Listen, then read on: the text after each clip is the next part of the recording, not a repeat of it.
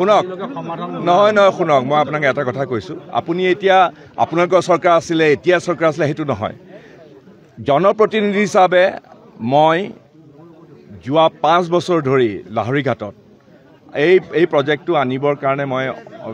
আপ্ৰাণ চেষ্টা কৰি আছিলোঁ আৰু ফলত মই আপোনাক এটা কথা কওঁ যে মই নিজৰ ঢাকঢোল বজোৱা মানুহ নহয় কিন্তু আপোনালোকে জানে নাজানে নিজে আপোনালোকে খবৰ কৰক যে এছিয়ান ডেভেলপমেণ্ট বেংকৰ এই প্ৰজেক্টটো প্ৰায় 28 কিলোমিটাৰ একদম তাৰ পৰা কাটনিৰ পৰা এই প্ৰজেক্টটোত অনাত মই বহুত চেষ্টা কৰিলোঁ এখেতসকলে চেষ্টা কৰিছে এখেতসকলে যিসকল হেৰি আছে ইঞ্জিনিয়াৰ তেখেতসকলে প্ৰিলিমিনাৰী এইবিলাক ডাটা কালেকশ্যন কৰি পেলাই প্ৰজেক্ট ৰিপৰ্ট বনাইছে অসম চৰকাৰে দিল্লীলৈ পঠিয়ালে চেণ্ট্ৰেল ৱাটাৰ কমিশ্যনলৈ চেণ্ট্ৰেল ৱাটাৰ কমিশ্যন আৰু এছিয়ান ডেভেলপমেণ্টৰ লগত মই আপোনালোকৰ মানে এই অঞ্চলৰ আমাৰ নগাঁৱৰ সাংসদ হিচাপে মই অহৰহভাৱে যোগাযোগ কৰি অৱশেষত এই প্ৰজেক্টটো চেংচন হ'ল আপোনালোকে জানে সেইটো 23তে চেংচন হ'ল আৰু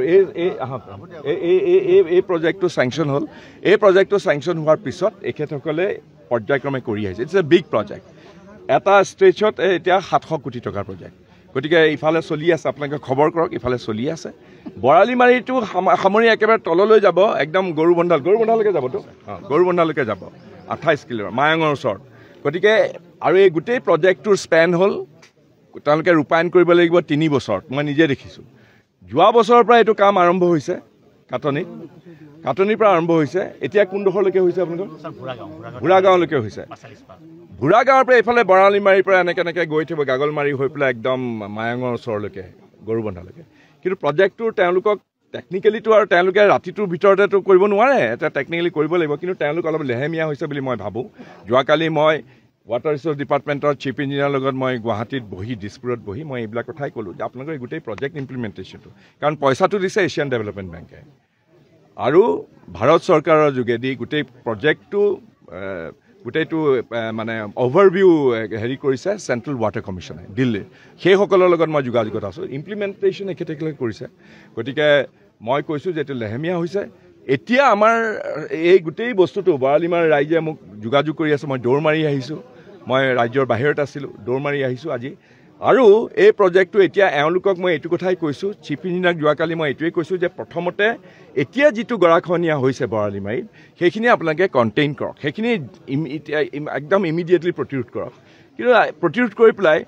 ডাঙৰ কামটো যিটো এছিয়ান ডেভেলপমেণ্ট বেংকৰ ফাইনেন্সেৰে যিটো হ'ব বা হৈ আহিছে সেইটো কামটো বাৰিষাটোৰ পিছতহে হ'বগৈ বাৰিষাটো কৰিব নোৱাৰে গতিকে তেওঁলোকে সেইবিলাক কৰিছে আৰু এইকাৰণে মই নিজেও চাবলৈ আহিছোঁ আৰু মই অহৰহভাৱে এওঁলোকৰ কাম কাজৰ ওপৰত মই দৃষ্টি দিম আপুনি ইমান বিড়ম্বনা আমি হ'লেও অপজিশ্যনৰ তথাপিও আন্তৰিকতাৰ অভাৱ নাই সেইকাৰণেতো লাগি এই প্ৰজেক্টটো অনাইছোঁ নিজে আছে আমাৰ চকু চৰহা হৰিণাৰ মাংসই বৈৰী নহয় জানো ৰ'ব শুনক মই পীযুষ হাজৰিকাৰ লগত এই নিজৰ পিঠি চপৰীয়া বাহ ল'বলৈ ইয়ালৈ অহা নাই কিন্তু কথাটো একদম চিম্পল মই এইটো কথাই কৈছোঁ যে প্ৰজেক্টটো দিছে এছিয়ান ডেভেলপমেণ্ট বেংকে